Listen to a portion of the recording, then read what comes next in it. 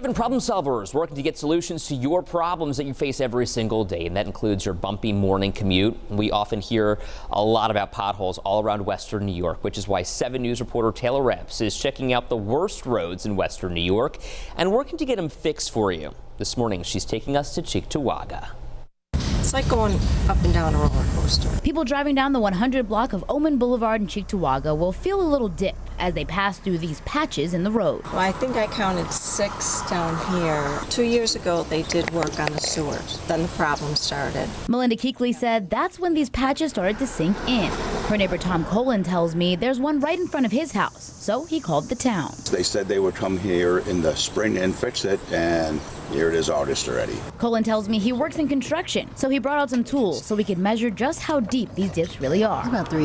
Yeah, it's definitely enough to have cars bounce through here. And parking is limited to this side of the street. So with the bumps on the other side of the street, neighbors tell me they're worried about what could happen if 2 cars come down Oehman Blvd at the same time. The deeper it gets, the more people are trying to avoid them, and now they're going head on toward each other, so it's a safety concern now more than anything. We've seen a lot of, horns beeping at people going at each other because nobody knows what's going on. I called Highway Superintendent Mark Wegner, who says these are sewer cuts. Yes, we have sewer cuts all over Cheektowaga. And why is that? Because the lines are so old. Wegner says he's dealing with 70-year-old infrastructure, which they're working on upgrading, and a busy paving season. After we hung up, he tells me he drove down Oehman himself to check it out. He called me back over the weekend with an update. On Oehman, there's only 2 dips. We will patch that, but the rest of the road is fine. Wegner tells me the highway department is in the process of working on sanitation on streets in this area. We'll assess everything next year after we're done lining the sanitary sewers. Then we'll mill and pave.